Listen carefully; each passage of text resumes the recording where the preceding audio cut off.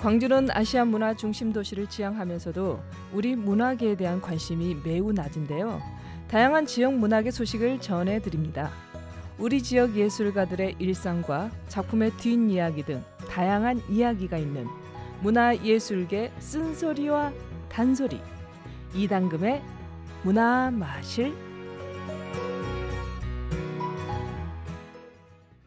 네, 지난주 광주 5월의 이야기가 광주를 비롯해 서울 극장에서 선보였습니다. 뉴욕 브로드웨이 한복판에도 광주의 노래죠. 님을 위한 행진곡이 울려 퍼졌습니다. 5월 콘텐츠도 이제는 계절과 또 지역에 관계없이 예술 콘텐츠로 자리 잡고 있는데요. 오늘 이당금의 문화마실 코너에서 관련 소식 자세히 알아보겠습니다. 이당금 푸른 연극마을 대표님 나오셨습니다. 어서 오십시오. 네, 안녕하십니까. 이당금입니다.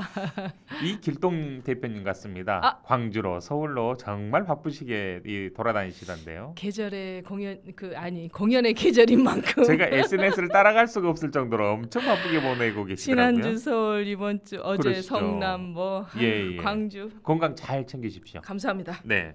자, 지난주 광주 5월의 이야기가 광주를 비롯해 서울의 극장에서 또 공연이 됐습니다. 마치 좀 5.18 주간인 듯한 느낌을 받았습니다. 저는 개인적으로. 그러니까요.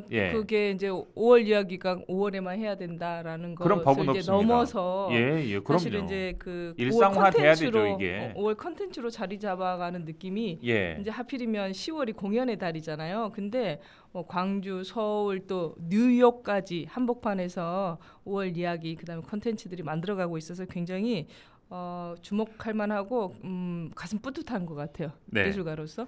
네. 그리고 또 지난주에 연극 있다 이제 페스티벌을 기획한 푸른 연극마을 시어터 연바람에서 정말 20대 젊은 예술가들이 연출을 하고 출연을 한 꿈 어떤 맑은 날이라는 융복합 연극이 광주를 시작으로 해서 서울 대학로에서도 공연을 가지셨고 당시 우리 공연 관계자 또 젊은 층의 관객들에게 큰 반향을 얻었다고 들었습니다. 네, 이제 대학로 하면 그 공연의 메카잖아요. 그럼요. 그곳에서 이제 5.18 공연을 하게 됐는데 이게 이제 작년에 만들어진 공연이에요. 젊은 그 20대 배우들이 예술가들이 직접 창작하고 연출하고 모든 것들을 다 해서 연극, 그다음에 춤, 서사 그리고 영상, 시까지 포함해서 모든 문학적인 부분까지 융복합이 된 건데 이게 당신의 5월은 어떠신가요? 라는 질문을 시작해서 그 젊은 20대들이 바라본 80년 5월 민주항쟁이 2022년까지 어떤 방식을 이어가야 하는지에 대한 그런 예술적 과정을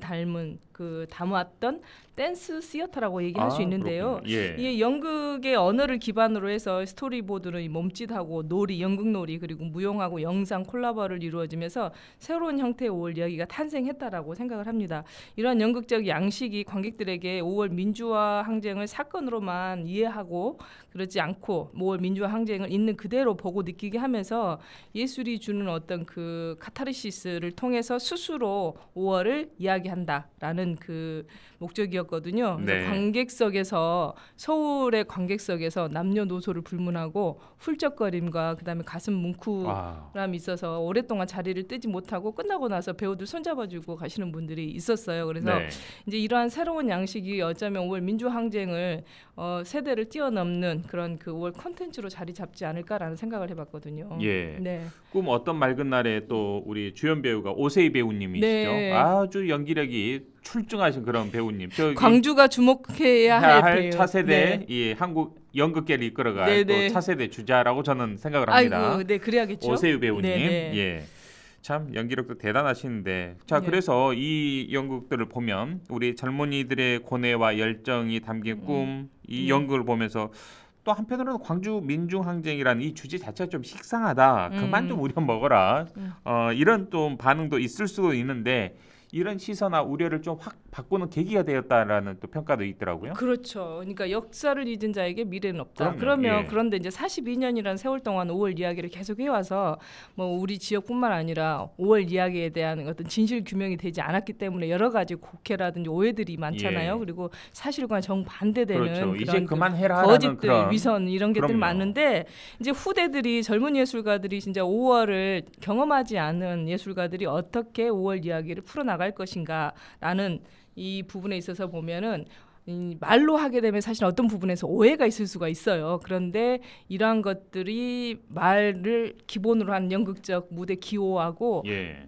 몸짓이라든지 그다음에 그 20대가 담아낸 진심이 통했다라고 서로 문화를 관객들이 통해서. 얘기를 예. 하더라고요. 그래서 이 공연이 계속 지속되었으면 좋겠고 이게 이제 국내뿐만 아니라 국제적으로도 좀 같이 그 나아가서 많은 그 알지 못하는 예. 민주주의에 대한 이야기, 그러면 대한민국 역사를 이야기하는 하나의 그 컨텐츠가 될 수 있지 않을까라는 밝은 전망도 보여준 분들이 계셨어요. 예. 네. 우리가 5.18의 진실 규명, 진상 규명과 함께 우리가 늘 고민해야 되는 그런 네. 화두가 바로 5.18의 전국화, 5.18의 세계화 아니겠습니까? 네, 그렇죠. 그런 차원에서 정말 하나의 큰 네, 디딤돌을 네, 놨다라는 좀 평가를 해보고 싶습니다. 네, 개인적으로. 맞습니다. 예.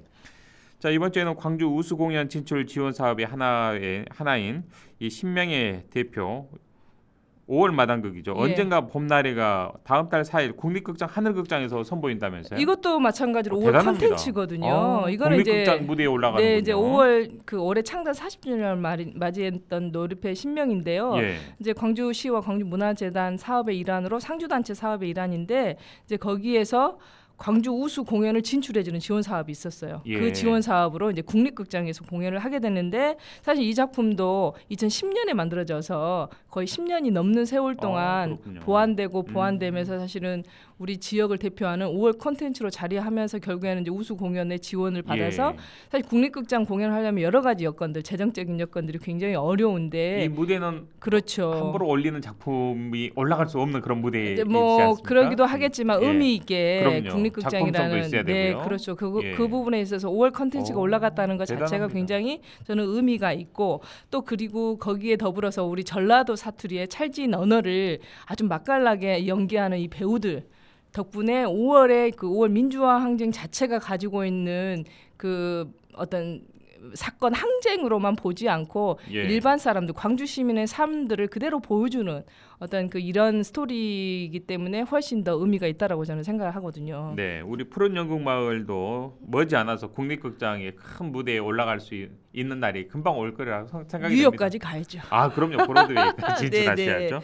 자, 뭐 뉴욕 말씀을 하셨으니까 뉴욕 정말 한복판에서 광주의 노래 님을 위한 행진곡이 울려 퍼졌다면서요? 이것도 마찬가지로 광주시하고 광주문화재단에서 주관한 그 뭐 5월에 민주주의를 상징하는 문화 콘텐츠 제작 사업의 일환으로 2019년부터 사실은 예. 그 지속적인 지원 사업으로 시작한 건데요.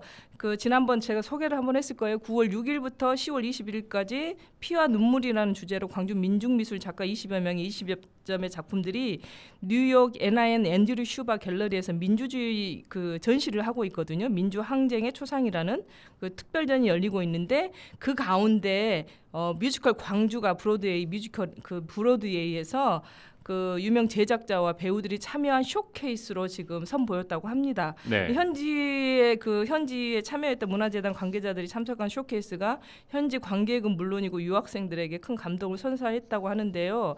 특히 이제 그 대사가 한국말이 아닌 영어로 했기 때문에 현지인들하고 외국인들에게 그 대한민국의 민주주의 역사에 대해서 조금 더 자세하게 그리고 조금 더 현장성 있게 아마 보여줬다라고 하는 쇼케이스였습니다. 예. 근데 이게 완벽한 공연이 아니고 쇼케이스였다고 하는 점에서 약간은 아쉬움이 좀 있긴 한데 차후 이것을 시작으로 그럼요. 해서 어떻게 이제 예. 해외에서 확장되어질 것인가라는 고민이 좀 있어요.